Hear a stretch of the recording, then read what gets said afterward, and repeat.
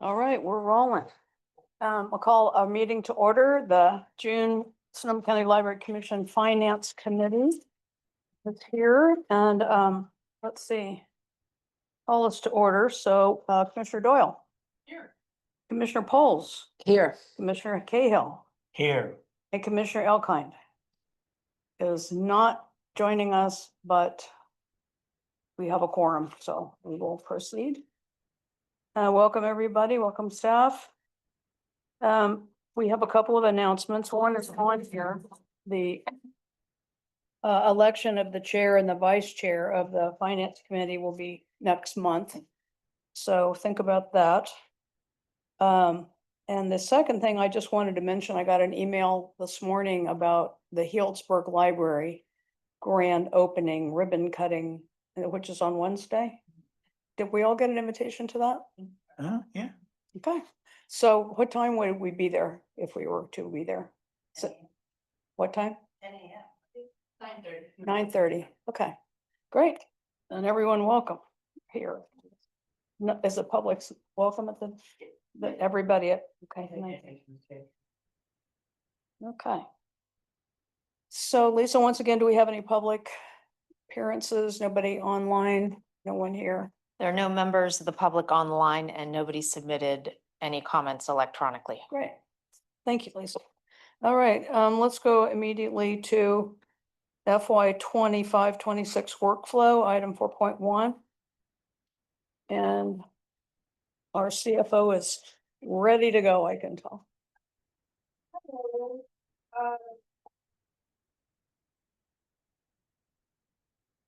At the beginning of every fiscal year, we like to have a plan for major items, not every single item. There are things that may be unanticipated that show up on our agendas, but in terms of a work plan, this is the roadmap for next year.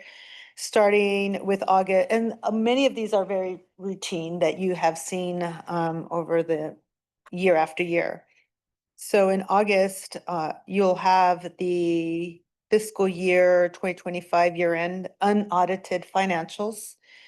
And per the request of the committee, a draft guidance on additional discretionary payments for pension unfunded accrued liability. And also an update on an RFP for our financial auditing services that we're currently working on. In September,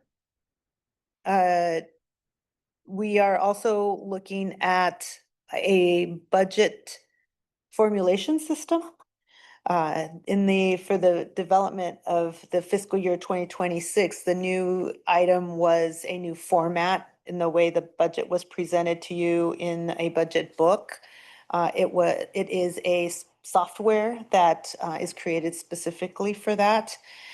So we used a pilot for that budget book, and we're still looking at other vendors to see what is the best match for the library. In October, you'll see the first update for the capital projects and budgets and any requests for additional appropriations. In November, we normally see the draft of the financial audit.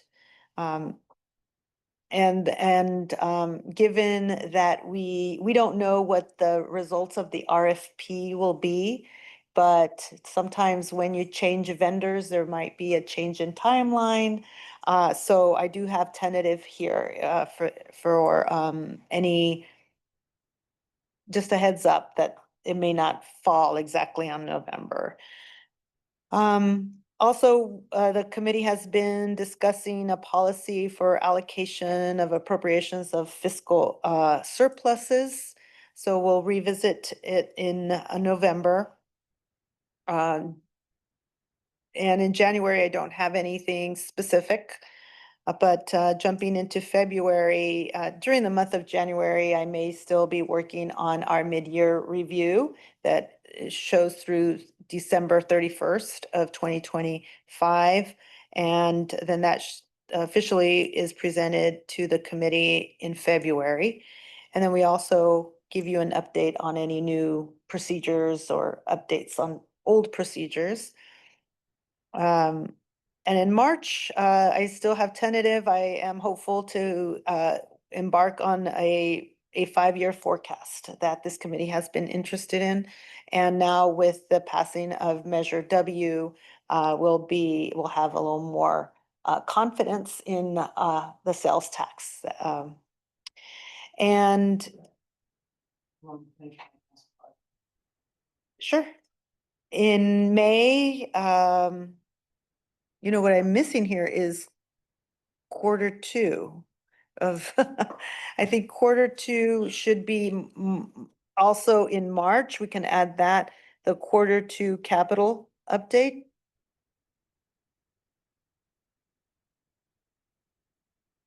Actually, it should be April. I'll do that in April, Q2 capital update. And then Q3 would be May or even June. We can give you an update to that. And then in April, we have a budget workshop on April 22nd, and then in June. And normally, I think, did we also cancel the April Finance Committee meeting? And then yeah, that's why it's not listed here under Finance Committee. And then in June, on June 3rd, we have scheduled the adoption of the next following year's budget. Okay, I'll entertain questions, but I want to ask a couple myself first. When we're looking at, we talked about changing auditors just as a good best practice. That's what we're talking about with the RFP, correct?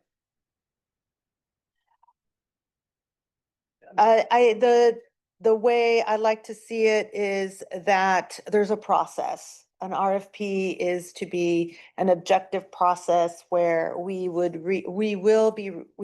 an RFP on our website. We do have several vendors that we will reach out to and notify them directly that there is this opportunity to respond to the RFP.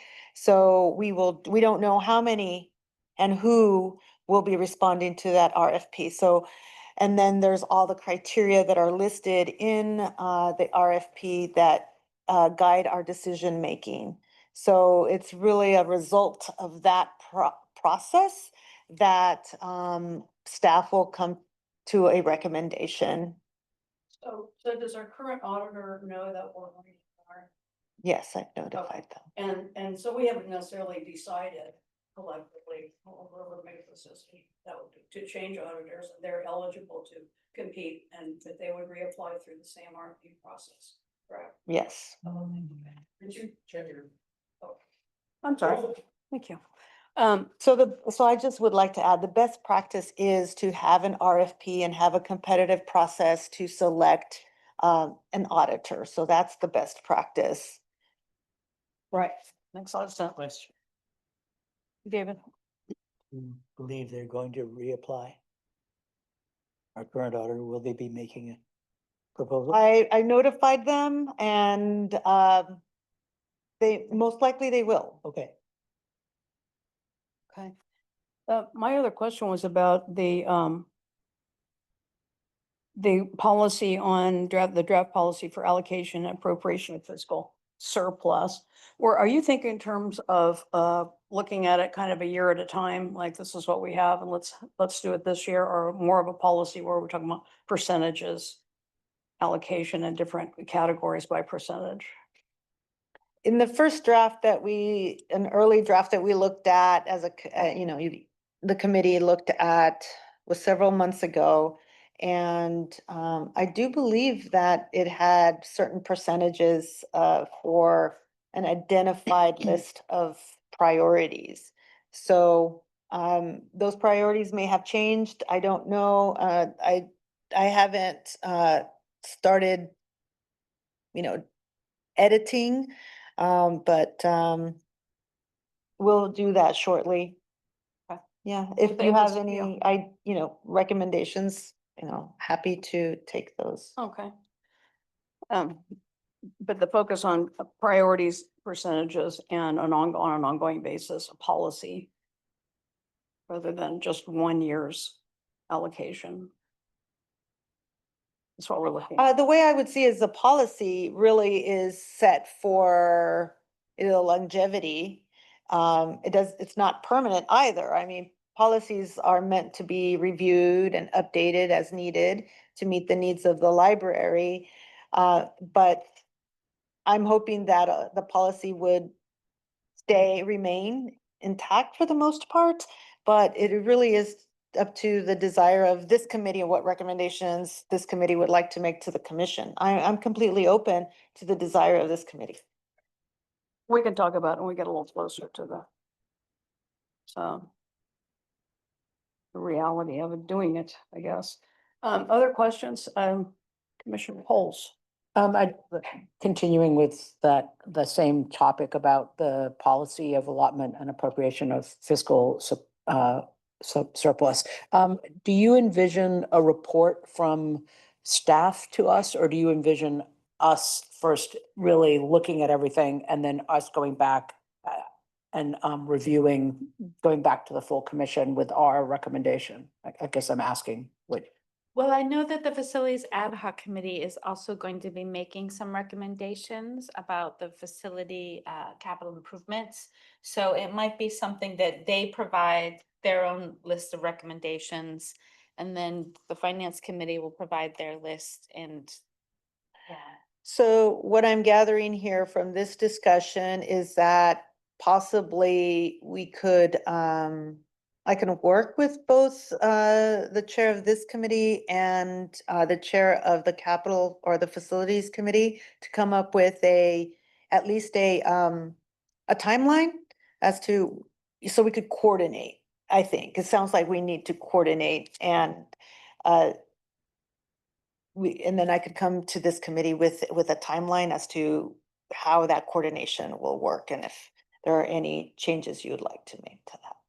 That the end goal would be to, I'm thinking that then there would be some guidance or policy, however you would like to call it, but that would come from this committee to make a recommendation to the full commission. I think that sounds good. I mean, we're dealing with some new stuff here. We're dealing with a new committee that actually asked Andy if we could have an update from that committee, but it's too soon. So, we're not sure what they're gonna take on and how they're gonna, or I'm not anyway, how that's gonna go. So I think, yeah, working together, because I was concerned about some overlap possibly, or not concerned, but interested in how it might play out. But anyway, I think, we've talked about having this policy before. It's a great idea, and, we'll get there. I would support your idea, whoever is the chair of both the committees, work with you and then bring it back to the full committees. And Deborah? what I was Okay. thinking as a timeline for what items needed to coordinate so that then I have a timeline so that I can then work on the policy that would be presented here. We are also very mindful that some people who are on that other committee are on this committee, but then some people are not. And so we have to be very cautious about discussions because we don't want to violate the Brown Act. So what stays in this committee, what's said in this committee stays in this committee, and what's said in the ad hoc task force stays in the ad hoc task force until we make a recommendation to the commission. I don't know how that's gonna work out then. Well, Who- join the club, Hmm? join the club. Who is, Hey. who is on the capital committee? Andy's Well, I mean, the good news is Andy is on both, so you can have, and Deborah and I are on both. So then there's Eve and Paul are on the ad hoc capital projects committee. Who and who? Eve Goldberg and Oh, Eve and, Paul Heavenridge, hmm, five of us. So we Yeah. have to be very careful about how we talk Oh. about various things, yeah. Okay, so I don't know how this is gonna work out, but, Learn by doing. okay. Thank you for that. Any further questions or comments from anyone about the workflow? Alrighty, thank you. So let's move to report for the period ending May 31st. Item 4.2. Back to our CFO. Please. Oh, is Catherine gonna do your report? Yes, Oh, good. Okay, you're on, Catherine. thank you. Before I start, I'd like to bring two things to your attention to make a correction. In the sales tax section. Right there.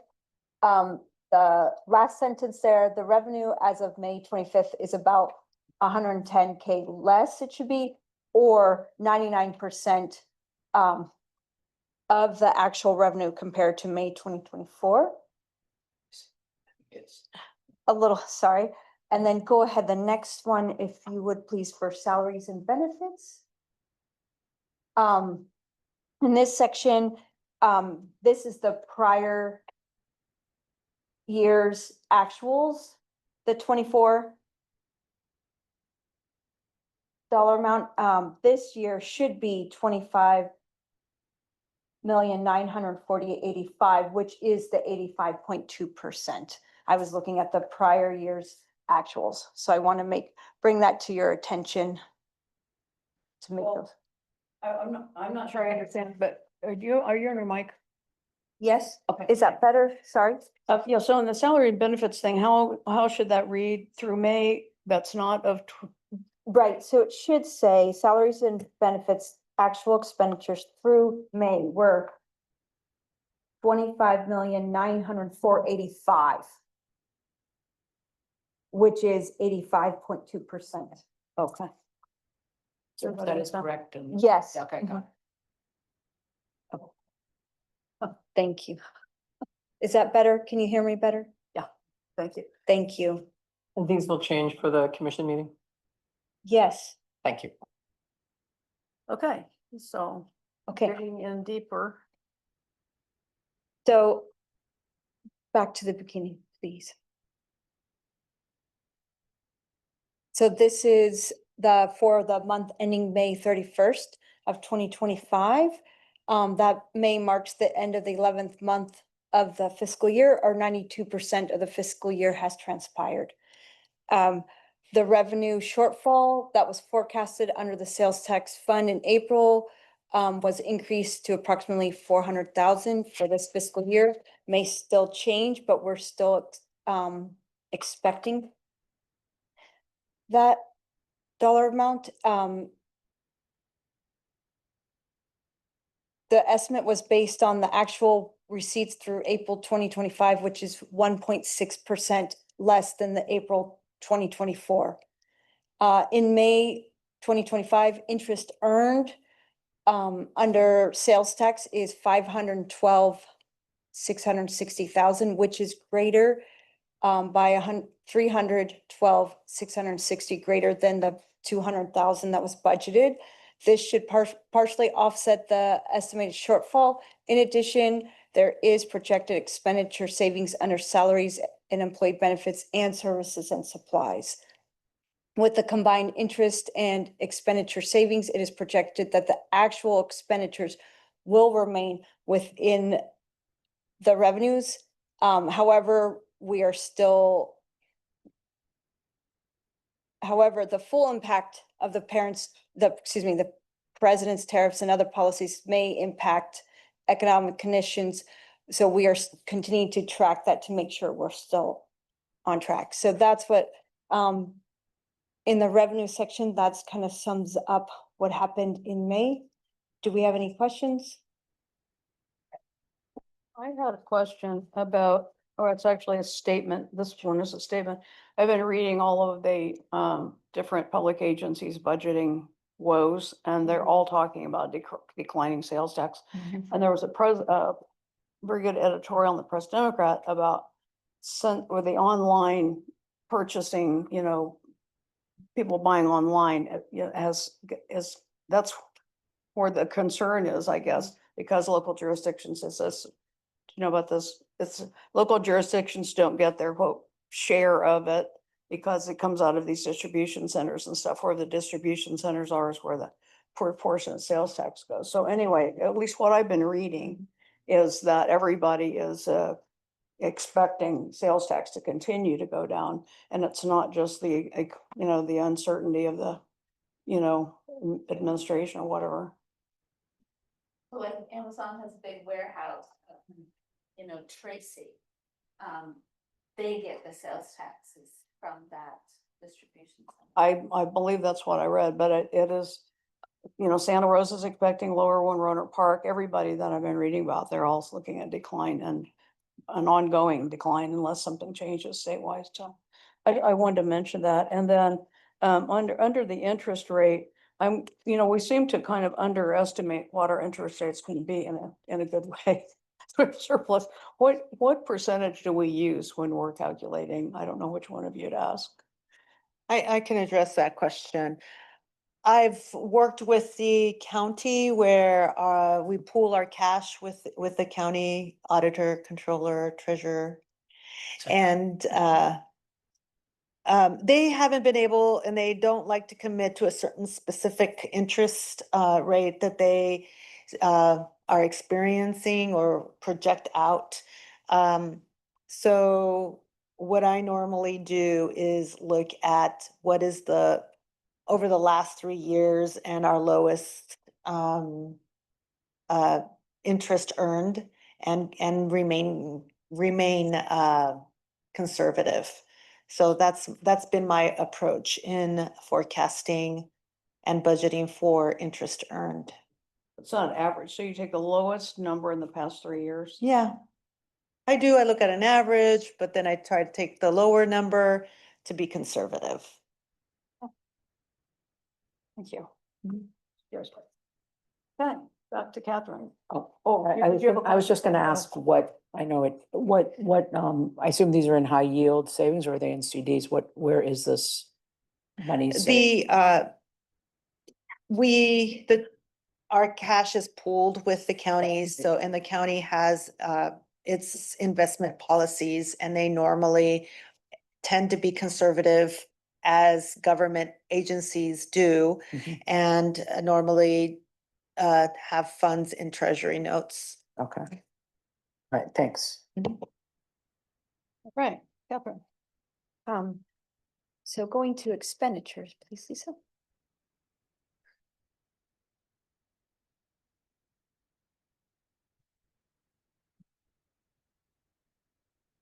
Thank you. So the total expenditures through May 31st, 2025 is 45,398, which is 80.9% of budgeted expenditures. Salaries and benefits through May were 24,101,143, which is 85.2% of the budgeted expenditures. To date, we are expecting to stay within the approved budget for salaries and benefits. For service and supplies, rents and leases are at 92.7% of the total budgeted. Rent is paid always a month in advance, so we should stay within the budget. Maintenance is greater than the budget by 105%. This is due to the Healdsburg Modernization Project. The city of Healdsburg contributed to the modernization for 240,000. And because they are going to be capitalizing it, it's in our maintenance. And that's in his revenue section. And so that will offset that. And then for capital, we have been seeing a lot of increases. We are coming close to the end of the Petaluma and Healdsburg modernization projects. Cloverdale patio is also on progress, and then the Windsor is done. The capital budget was increased for the Q3 update for $1,857,953, which was approved on the commission meeting June 4th of 2025. Any questions there? Yeah, I forgot to ask you a question back under Sure. other Oh, revenues. sure. Sorry, but I noticed that it says other revenues, which includes grants, contracts with the county. I know they provide services to us, but what services do we provide to the county?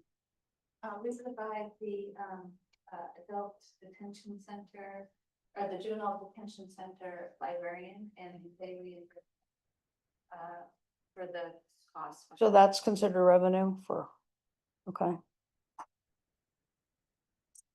Is that, Oh, it's the jail, It's the jail. adult and the Juvenile. juvenile. Mhm. so it's a kind of a reimbursement really, Yes. than a contract for, okay. So we pay the entire salary of the librarian, and they reimburse us for 50% of that person's salary benefits. Does that make sense? Same exact. Well, they like pay contract. us, they pay us for those services. It just happens, we arrive to what the cost is, just, that's the agreement, that they will be paying for half, whatever the actual cost of that personnel. But it is revenue that offsets the costs. I just have one other question, personally, when we talk about the fund balance, the, property tax reflects the 4 million to Roseland, but the sales tax is not reflecting the Rincon Valley. And, Vera you and I have talked about this before. I mean, we're clearly committed to doing some of these projects. They don't necessarily aren't necessarily reflected in these fund balances because the language that we use is unassigned, available for budgeting. So, as we pass the budget, we're ready to go, we're gonna spend it, but it isn't reflected in these. And I think Andy brought this question up at the commission meeting also, kind of like, well, what is our true fund balance? And anyway, I would like to see us, change our reports to show these major things that we are gonna spend money on. Yes, there's been a couple of different differences here, and in the budget documents where you're looking forward, the Rincon Valley and the Rincon Valley was and the additional funds that have been committed to Healdsburg were represented in the budget, so you could see going forward what the fund balance is. Here, we're reflecting the actuals of where we are in the current year, kind of, well, this is May, looking backward. So I understand your desire for that. I think going forward in the next fiscal year, we will be more consistent about reflecting and noting that where there is still a pending approval. These are what has been approved to date, and in June, when you see those reports for June, which is year end, you'll see them in August, and you'll see the approvals of if the commission approves. Well, that will be July. I could do my best to reflect where we are with those capital projects. At the end of the year, you will also be seeing, the first month of the fiscal year. In your next meeting in August, you'll see July and you'll see June. Thank you. Other questions about this topic? Let's flip our pages quickly through the big reports or our computers and see if anybody has any questions about the individual reports. I asked mine about the unfunded unrestricted fund balance. I just have one comment about the funding sources for these different, I guess they're these different funds that we hold. It's really nice to see them all laid out. I don't remember that we used to have every single name on there. maybe we did, but I don't remember. But anyway, it's nice to see that. I just wonder how are the plans for use of those funds?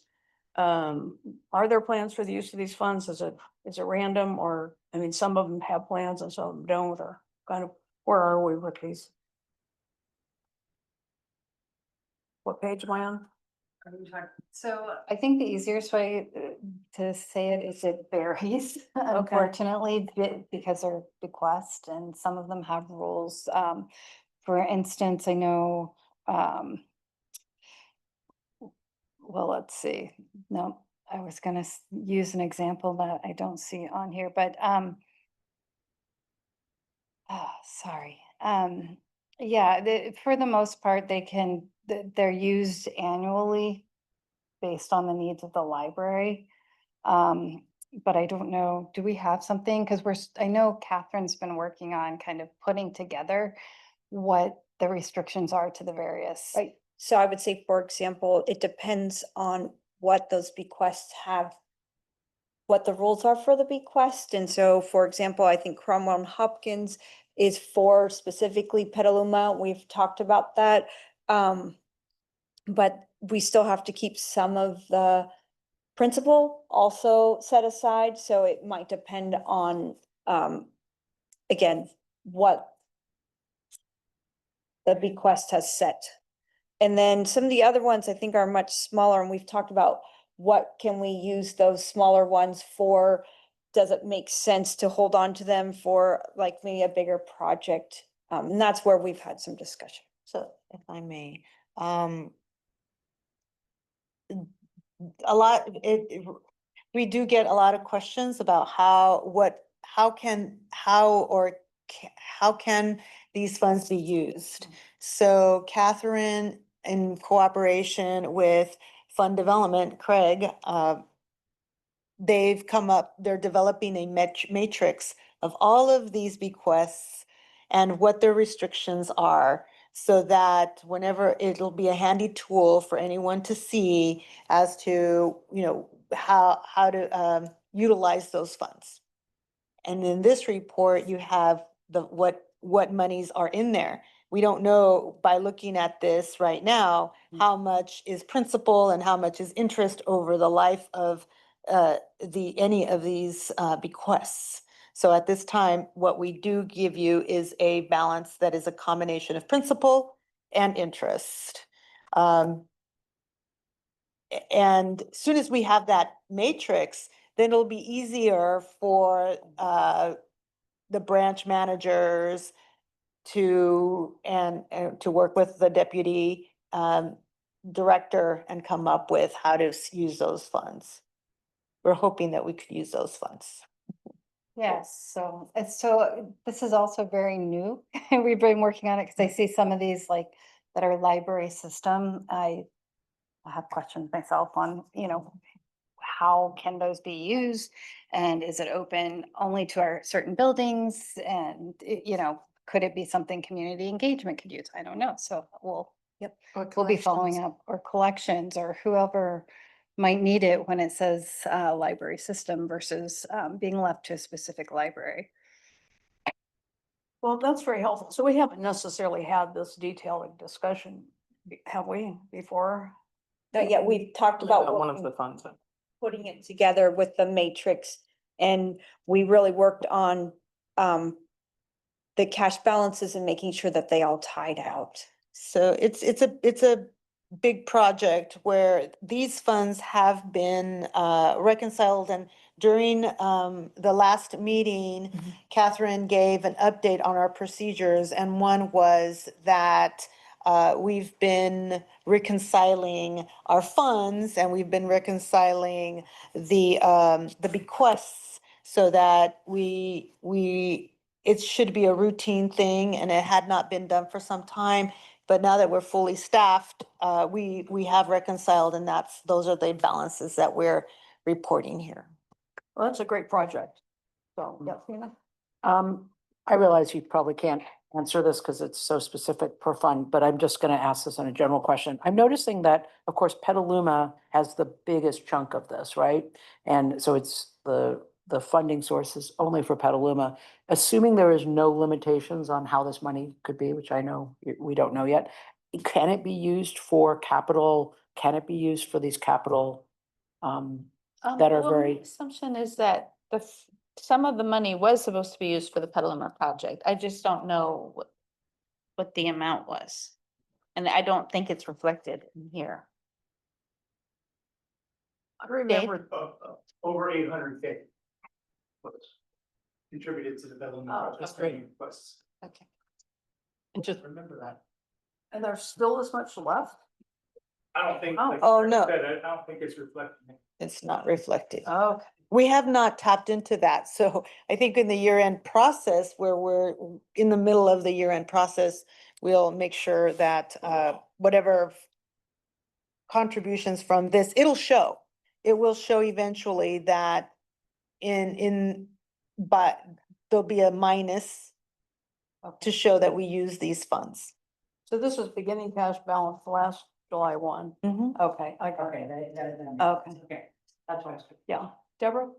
It just, I think, coming from a fundraising background, I think it's wonderful that you're putting this information right here, and the same with the Friends monies and things like that, and I think that it's great that now that you finally got all of the rest of the finances sorted out, that you're working on these as well. I think that this is really gonna be helpful in the future, and it's gonna be helpful to the foundation Yeah. also, as they see what they need and where certain pockets of money are, but Yeah, it's great to know the foundation. yeah, that said, I also putting on the fundraising hat on, it would be great if we had some suggestions for possible donors and how they might give in terms of being the most beneficial to the to the library system or to their branch, but I think that it's really important to make sure that, and I'm sure that Craig is working on this, but it's Craig is, he's gonna be sending a survey out to the branch managers and getting, as well as the division managers, community engagement, getting, what he would like is a list of priorities of things that we would like to either approach major donors or corporate sponsorships. And then, Dara and I will discuss and we will come up with a list of priorities. and I know this isn't on the agenda, so we should probably move on, but I just want to applaud you and your staff, because this is really important for us to know, and we didn't have this information. It wasn't even available hardly to staff about 6 years ago, so I think that this is really terrific. Yeah, it is. It's a great project. Thank you for your comments about that. A long time ago, I know that when Petaluma was first going to get renovated, then it's a lab that's in charge of some of these, but the lab is. And it's one of the reasons, I guess, for, one of the arguments for the lab. And then they pulled back they authorized something and then pulled it back and stuff. So anyway, it's been a murky system, and, so I really applaud what you're doing. And I agree that when you're doing fundraising, it's really nice to have specifics that you're asking for funding for. It's much more appealing to donors. Tina? And I was just gonna say, Erica, when you're ready to decide if you're going after big donors or corporations, I would love to be part of being helpful about that. I just feel like that's really part of our job here, is to be represented with staff, and obviously, so there you go. The foundation will be delighted to hear that. Yes. Okay, good discussion. Thank you, everyone. Thank you, Catherine.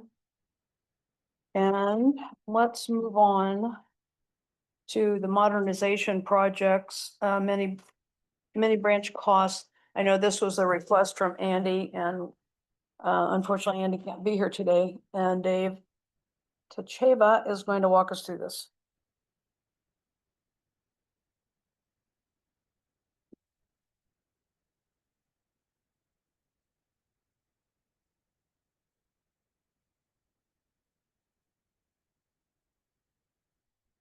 Right, so we spent the last couple of weeks gathering our information and separating out what we consider was part of the mini branch costs.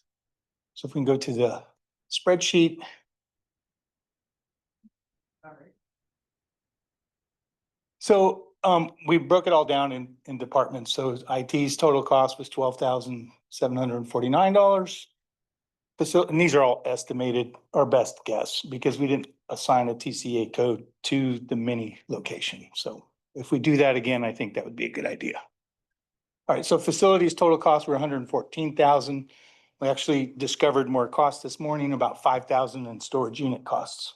So, and then graphics had one vendor for signs and they were $14,181.32 for a grand total of roughly 145,000.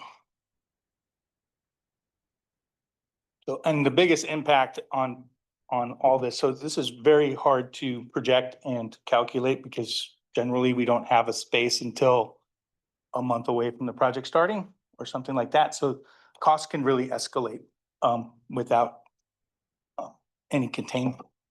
And so part of the other challenge is our city partners should be providing us a space for free. Yet when we look forward to Santa Rosa projects, they've never done that. And there's like not another city building in Rincon Valley, for example, that we could use. That's available to us. So in the past, when we've done that in Santa Rosa, like for Northwest, we rented a space. So then that would incur a cost too. So we're lucky here in Healdsburg that we did not have a rent or utility costs, but we did have to use our janitorial service to clean the entire campus there, which didn't have that was a net zero impact on us because we just kept our service going from the branch. So that didn't impact us at all. Is there any questions? So even though you're showing 18,000 for janitorial, it's the same amount that we would have paid anyway. Is that what you're saying? Right. Okay. Just introductory, and then I'll ask for other questions. I thought that we were kind of talking about some extraordinary costs. And so when I looked at this, I didn't think it was as shocking. I mean, personally, I thought that sign, $11,000 for a sign, I thought that was a little steep. I wasn't sure what sign that was. But a lot of our costs, our staff costs, I didn't think it was beyond that, terribly extraordinary. Like you say, there wasn't any rent for a space. Right, So, right. Um, The big problem is that we can't forecast how much that was gonna be, so it's a Right. total drain on the budget immediately, because it's not budgeted for. And then in the case of Healdsburg and Petaluma, those budgets were assigned budgets by the CFO. And then Jody passed them on when she was CFO, and then Renee passed them on when she was CFO, and then they were full blown when Myrna got here. We were putting the two projects out to RFP, and then for Rincon Valley, we did not go with that same methodology. So when we go to the next item, that's our new way of proposing a project. So I can add that, this is just the cost for the Healdsburg Library. We will have to do something similar for Petaluma when we finish Petaluma, and that will, I'm sure, be a very good conversation. But Dara and I and Dave, we're having discussions about when we do temporary locations and looking at, reasons why we would and reasons why we wouldn't. For example, if a library is the only library within 20 miles and it's closed for a certain length of time, then we might consider a temporary location. But if it's a library that's, 4 miles from another library where there are other library services nearby, we will weigh the costs against those other considerations. So that is something that we are discussing in terms of Rincon Valley, whether or not we will have a temporary location for Rincon Valley. That is something that we will determine before. We will make the decision before. So not, a month before we're moving. So. Well, I'm really happy to hear you say that, because especially if there's rent involved. This situation in Healdsburg did work out pretty well. Just let the city letting us use their facilities. I went up there and visited. It was kind of in an odd location. Everything about it was a little strange, but it was, the price was right, and the city was involved, and there were other, organizations around, and it was pretty nice. But yeah, I think that I'm glad you're bringing this question up in terms of renting a space for Santa Rosa for Rincon Valley. Other questions about this particular report? I just think it's it's worth the money to have the mini library in Healdsburg, I think it Yeah. was. And especially considering that we also had Windsor closed and Cloverdale closed. I mean, you really do want to think about proximity to other branches when you're making this decision. You don't want a community to have to drive 30 miles if we can, and if it's a 2-month closure, it's different from a year closure. Very good points, all. Thank you. I was gonna just ask this question, given, I really hear that every closure is not gonna exactly look like this because there's so many variables. But is one of the ideas, if it's determined we have to, because of renovations, because all the reasons you just mentioned, we really should have a physical branch somewhere. And do we want to put, is this a reasonable amount to put into the start holder? Like this is, we're gonna just assume, and then of course, if we have rental costs, we're gonna add those, because those will be, Right, this would be a baseline going forward, okay. I would say, and especially once we go through Petalumas. So Petalumas was different because the space we had was just across the street, so there's no moving costs, really low moving costs for there, but there was other things like hazardous materials and a courtyard that we had to provide. So that one's I'd say that one's a little bit more than this one. And of course, neither had rent, and so rent is a big factor. When will we? Well, let's move on to the next item if we don't have any further questions, because it ties back to this, I believe. So just in the interest of time here, we have this, the topic is the Rincon Valley Modernization Project, Design and Cost Review, with a lot of good materials here, a lot of, I'm sure we've all gone through this with a eagle eye. And Dave, do you want to just kind of an overview, and then we'll ask our specific question? Sure, so we're bringing this item today for the Finance Committee's review. We've provided the project scope, and we've also provided a basic budget for it, a high-level budget. This is the first time we've ever presented a project like this, so it's kind of exciting for us to get the commission involved earlier in the process. Especially since we saw how our two first major multi-million-dollar projects are going. So we want to learn from those experiences and evolve. So as you can see, we have a tentative layout. We're going to get a full-on presentation at the July 2nd commission meeting with the architects. They'll go into great detail about the plan. But for now, this is basically the scope. Is the areas that are grayed out in the plan are not part of the scope. So there's no staff area involved, which is in the top left, and then the forum room, which would be below. There's no work going on in that room either. So the documents that the architects used were our reimagining plan from 2021, our facilities master plan from 2023. We had library system assessments done in 2016. We had some design guidelines done in 2016 as well that they used.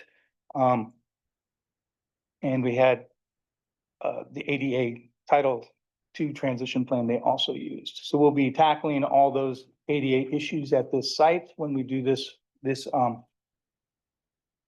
modernization project, just like we have at Petaluma and at Healdsburg. So when those buildings reopen, we can check those off our box for the ADA transition plan.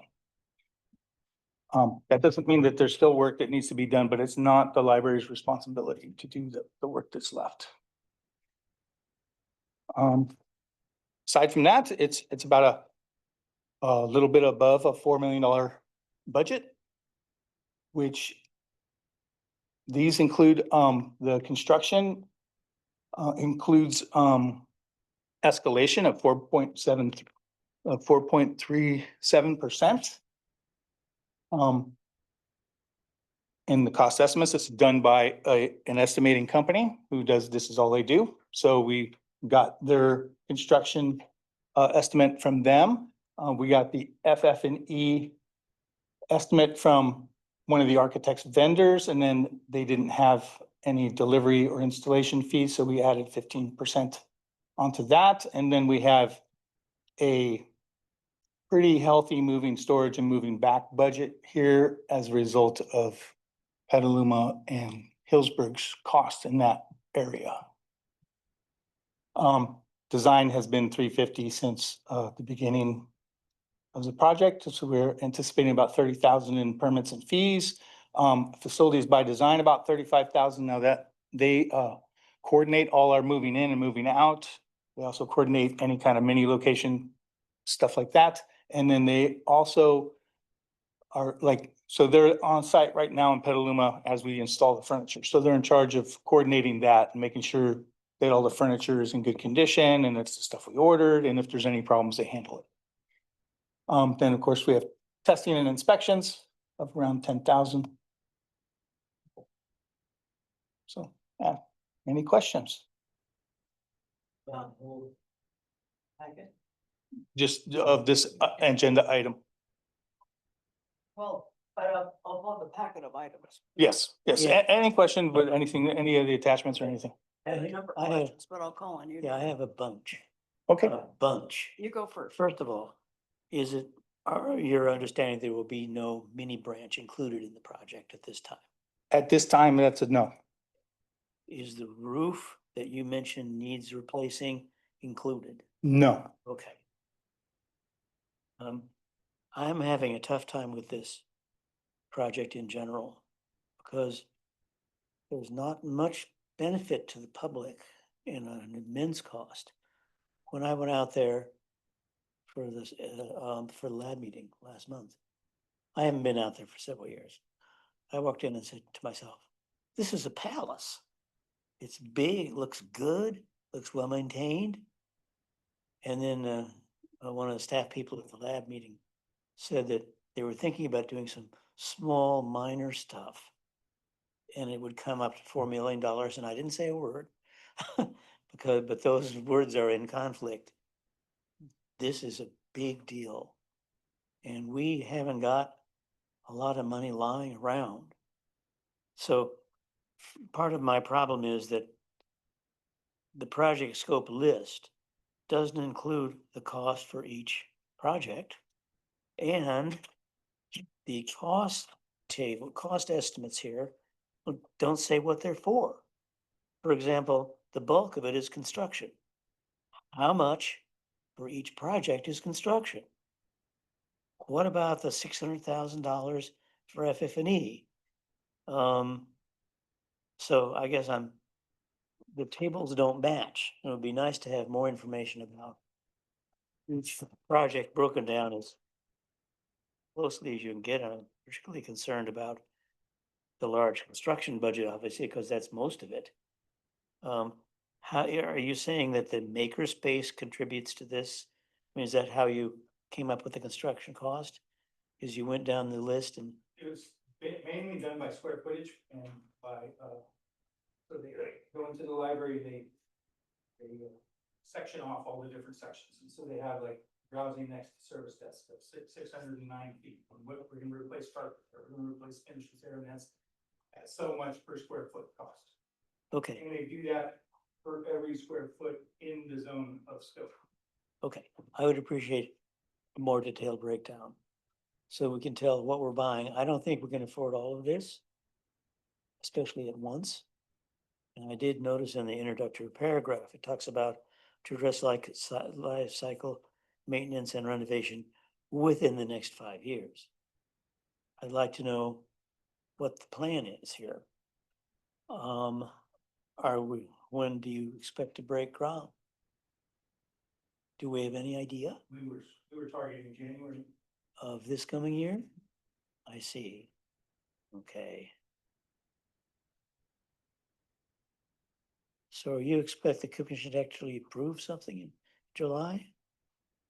The next meeting? That's what we're preparing. Okay. That's interesting. I will not support that. I think there's too much cost here and very little public benefit. Much of the stuff, have you noticed, they're gonna reuse existing stuff. I don't see the benefit, and there's no community pressure for this. I haven't seen 1,000 people in a meeting saying, we need more maker space at Rincon Valley. But I might be convinced if I saw a real timeline and again, detailed information about each project and detailed information, especially about what the construction cost of 2,400,000. So that's my story, and I'm sticking to it. Need more information. Okay, David, I'm gonna, I'm gonna follow up on your concerns. We haven't talked about this, but, Yeah, no, when I read this, it's like, well, what this really needs is a roof and air conditioners on the roof. And yet we're not talking about doing either one of those because those would technically be a city responsibility, right? I mean, it's the building shell. So, what I was wondering about, one of the things I was wondering about is to get going on this project and then it's kind of like, oh, we really gotta do the roof. I mean, my gosh, we're doing blah, blah, blah. Then what happens? I mean, if we don't have any arrangement with the city up front about shares of cost, what happens if we get down the road a little bit and, I mean, that's some large cost involved in that. I was also wondering about the lighting panels because of my favorite question, for Park having a share of cost about the lighting panels and, they got an infrastructure grant to do part of it, but the library's gonna pay part, and then the city of Rohnert Park's gonna pay part, and I'm wondering about a comparison on the lighting panels, when that topic comes up. I also, personally don't get the, gender-free bathroom thing. And what I understood from reading this is that, like, there's a picture in here somewhere that if you look at the current Mm, yeah. bathrooms, there's men and a women, whatever. Does this design get rid of those doors and then it all becomes one great big room and then it has individual little mini bathrooms inside the whole thing? And what's the point? Well, first of all, the commission directed us with all these modernization projects to go in that direction of gender neutral restrooms. So that, and then, the budget that we're proposing does not include gender neutral restrooms because that cost is about an additional $500,000. Right. Yeah, so let me just clarify. David's correct. There is no gender neutral restrooms in this proposal because one, because of the cost, but two, because the new design will not have a clear sight line from the service desk to the bathroom. So that's one. The other thing is that the current building has 3 service desks. It has a children's desk, a circulation desk, and a reference desk. And we have seen over the years that is very staff intensive. You need to have people to work at those desks. And so it is our goal to reduce the service desks where possible to free up staff to do other things. The other issue is that this library has a dedicated teen space that will be enclosed. We currently have the issue after school every day where we have mass amounts of teens invading the library, creating lots of noise. We get many complaints from the public. So this new design will help alleviate some of that. And putting in a makerspace is something that we are dedicated to doing, to creating a modern 21st century library, creating spaces where those teens can go after school and make podcasts, make videos, do all kinds of other things.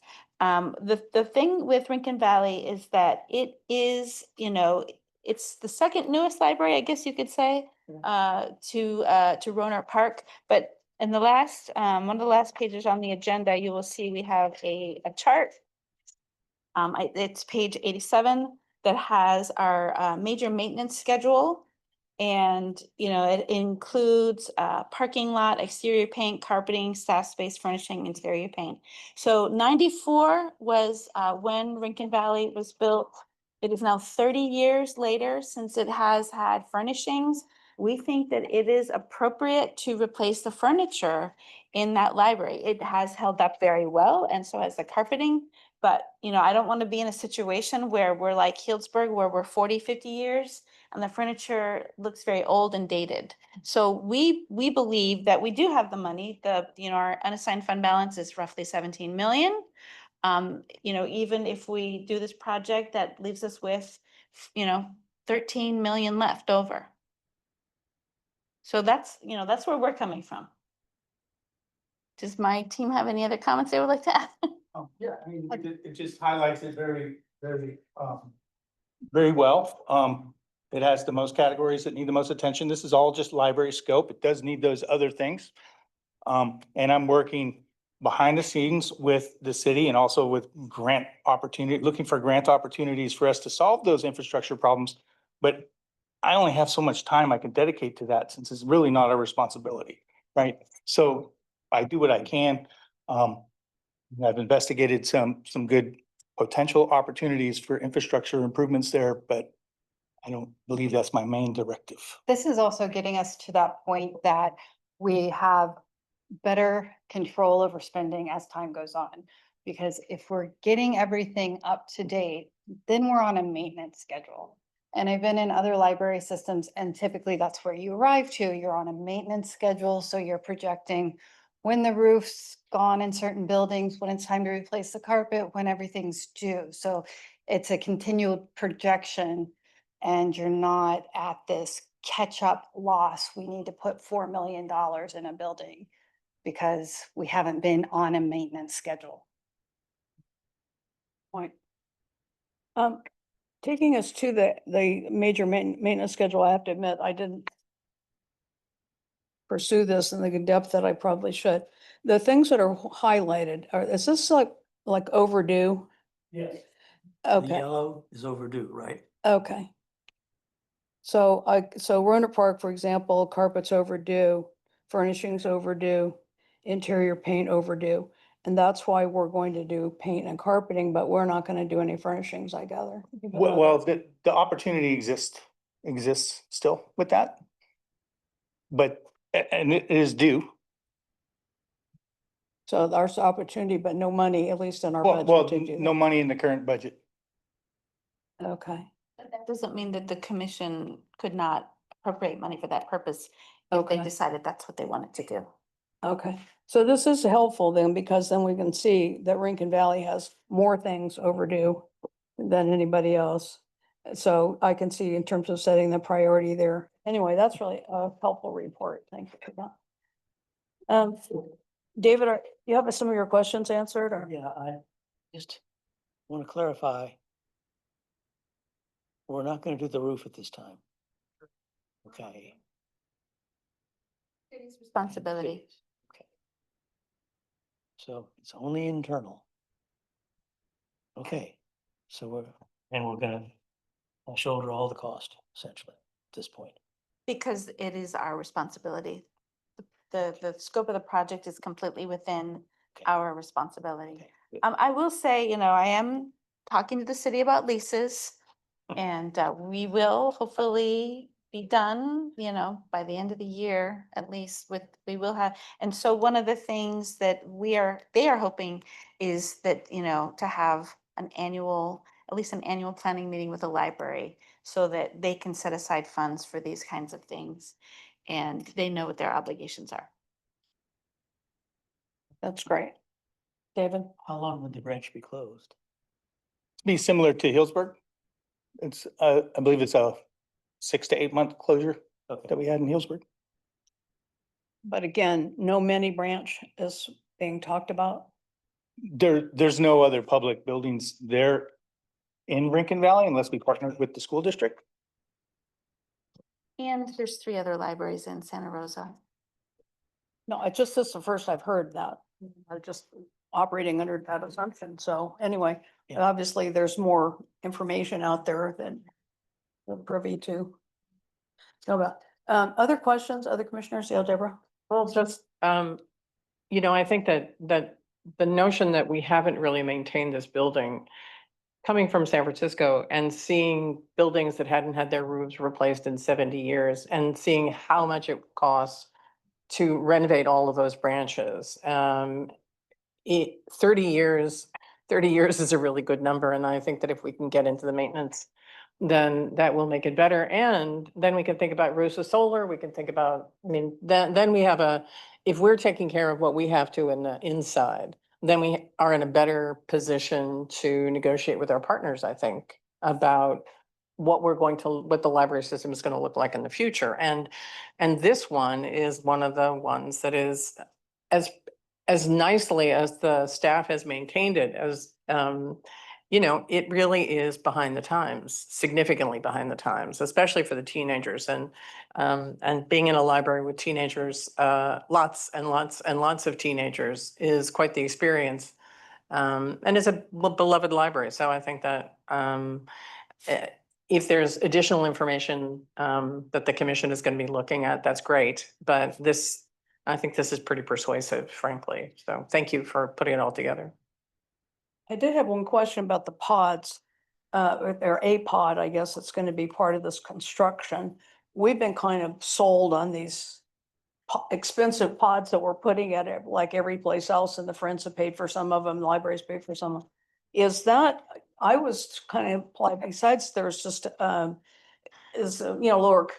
there's no construction cost. I mean, just buy one and put it in there, but I thought that there was more of a flexibility factor, and we liked those better than like building a room that would be called a pod. So I was curious about the constructing the pod as opposed to putting one of those. Yeah, guys so we had them cost out doing a soundproof room, and it was about 100,000 more than the pod. So, what we did like is that the area where they're gonna put it, still enclosing that on 3 sides, so that if we wanted to later in the future, we could just make that a meeting room. So, There's also the retired chief executive officer of Dolby Laboratories lives up here, and they're committed to sound. And so we might be able to get a donor that would be interested in funding something like that. We might talk to the foundation about that. But there are a lot of people who are interested in film sound and in teaching that kind of thing, Yes. who live up here. So we looked into using PEG funds from the city of Santa Rosa to build that, but that would use up all of IT's PEG funds in one shot. So they don't want to do that. So bottom line, it costs more to build the room than to do a pod, but we're Mhm. gonna do it anyway, because why? No, that's still negotiable. I believe the direction we last gave them was to just build it as a room, and we'll put the pod inside that room and not to make it soundproof. So therefore it would not cost $100,000. Now, that may not be reflected in the budget we just did, because these estimates were provided before we gave that direction last week at our last meeting.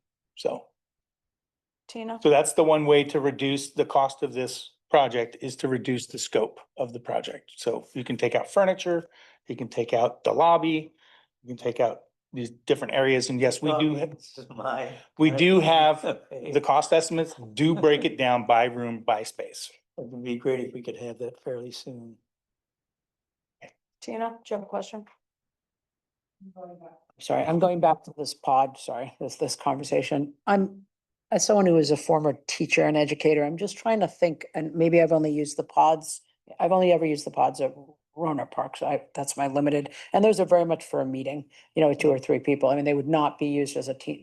So you're thinking, those couldn't replace a room. They would only be inside of a room to provide a soundproof place in some ways, but you'd still want the space. Is that? Yeah, I mean, they can't, it's a different thing to replace a makerspace. Right. Okay, I just want to be clear that I understood what was going on there. Okay. Well, this is a very interesting topic to me because, for like over 2 years, I've been going, where's all the money gonna go and what's the priority list for the construction projects? And I think we've made a lot of progress in this. I know why staff probably would not want to bring things like this to commissioners, because we ask all these like annoying questions and have our opinions, not yours.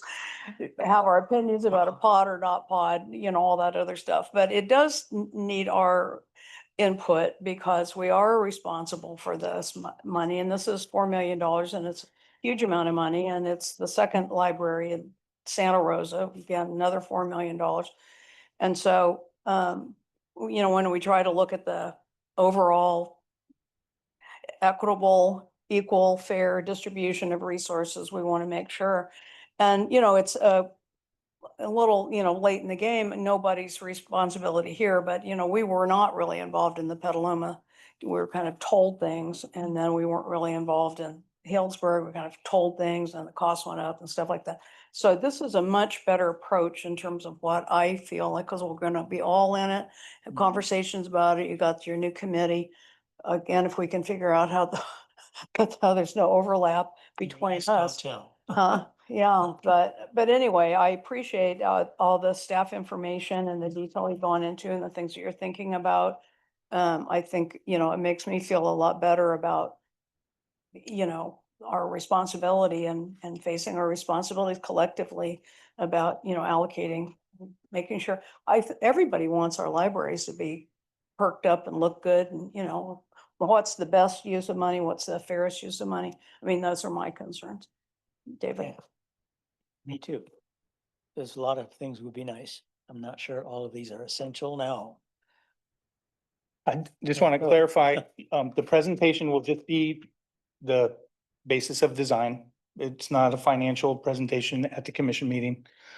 So they'll take on all these questions, that you might have about the design. When are we gonna see the financial stuff?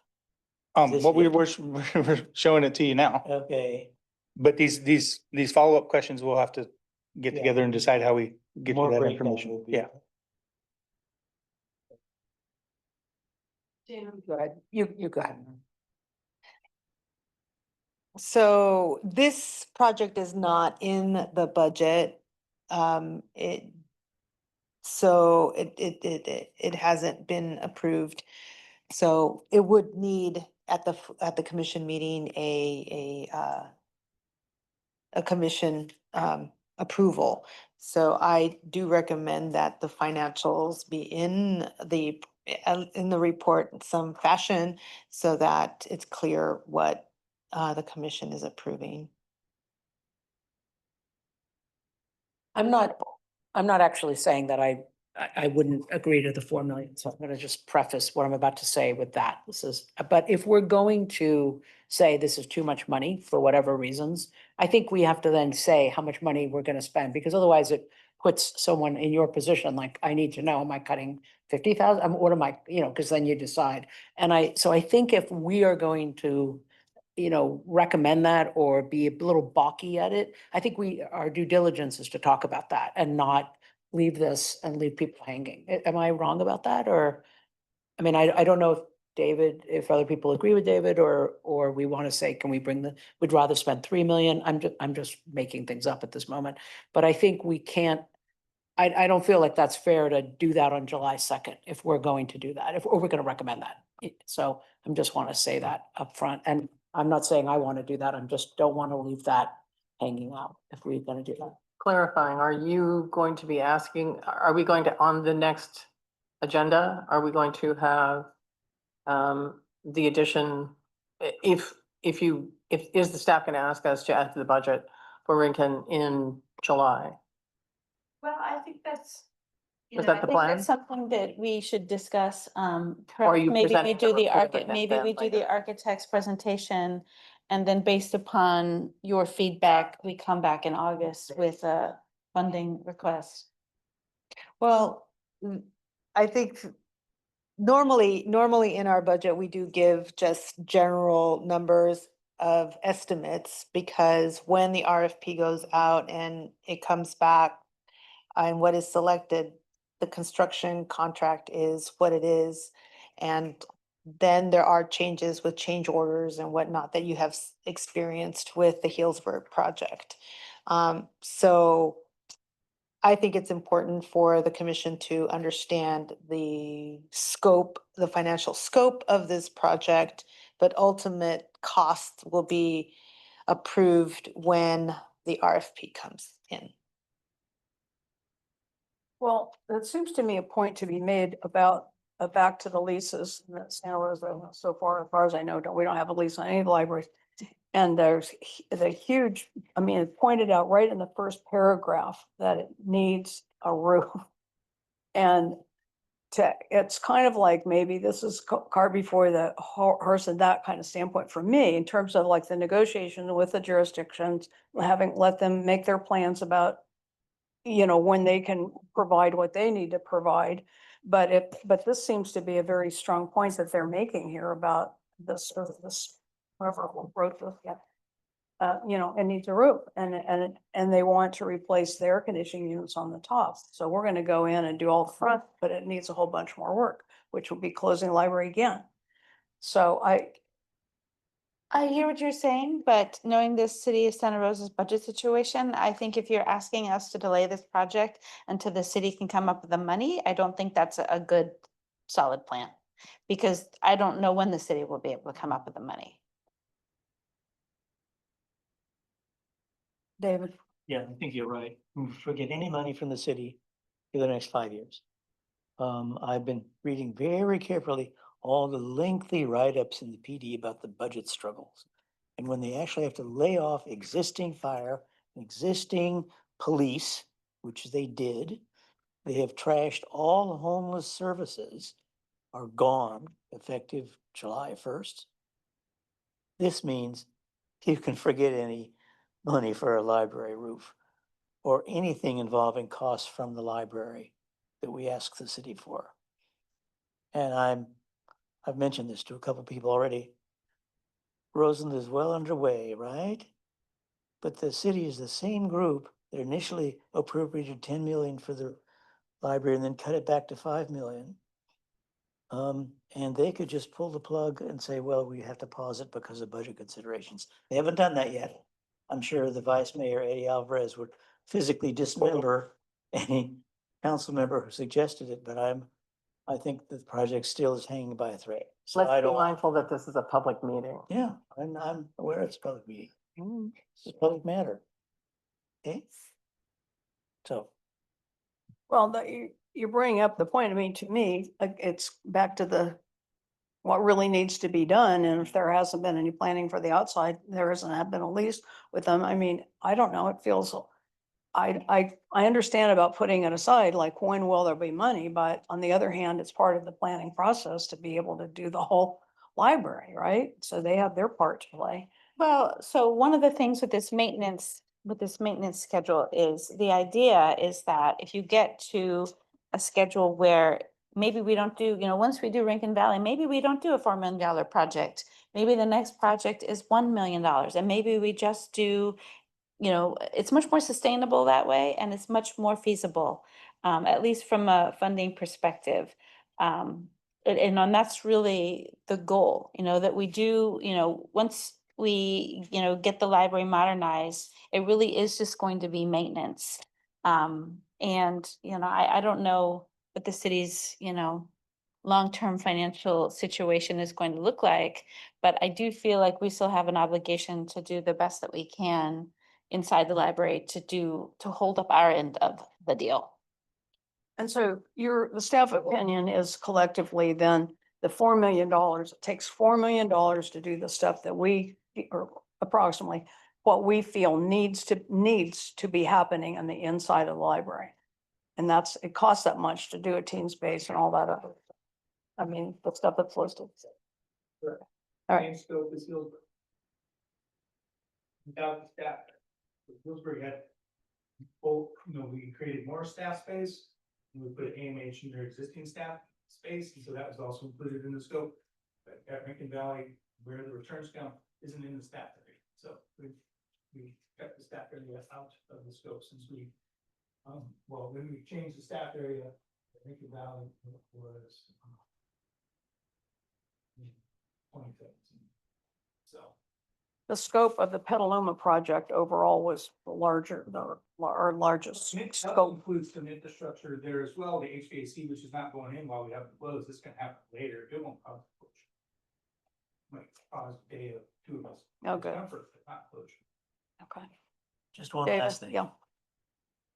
At your spare time, haha, if you could add up the amounts for Rincon Valley, they're in yellow on that table. It might be helpful. Because those are the ones, No, but how much they cost? how much they, How much each item costs? Well, that's in yellow for Rincon Valley. yes. like take care I of. think what Commissioner Cahill is asking is if we just costed out the things in yellow, what would that cost us versus what we are proposing? Okay, well, good discussion. Are we clear now that this presentation will be brought before us in July next week? Will be the architect's presentation, all the stuff that the staff feels that we need to do, but we're not going to take any votes on it. We're going to ask questions. And then where's the reconsideration part come in? If you guys direct us at the commission meeting to reduce scope. Because it's too expensive, then that's what we'll do. We'll go back to the drawing table and reduce scope. If you like it as is, that speaks for itself. Okay. Right. All right. Any final questions? Oh, let's jump to our last item. Thank you, David, very much, and all staff for all of your comments. Appreciate it. Let's jump to just a quick check of our meeting schedule for the coming year. I asked Lisa to put this on here. In the past, there have been a couple of changes. Maybe everybody wasn't paying attention. So I meant to make sure that you've gotten this, you've looked at it, and you don't have any questions about anything. And if not, I can't make the August meeting. you cannot.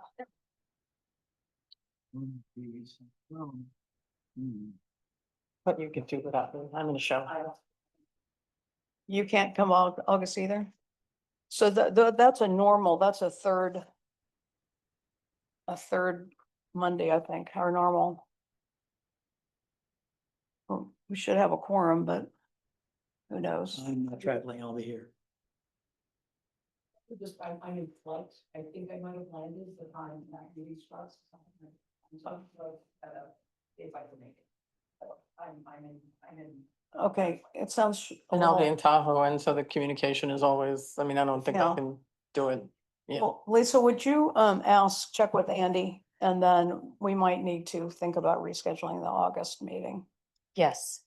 Okay, so you've been traveling a lot. Thank you. All right, good comments, thank you. Any final thoughts or items for the agenda next time that are not already on our schedule? And this is June. I need to look, are we not having a meeting next month? We do not have the. Right. No meeting in July, so we'll look into the August date and verify we'll have a quorum. Okay, Great stuff. last, okay. Thank you, everybody, and good meeting and appreciate your time. All righty, adios, adjourned.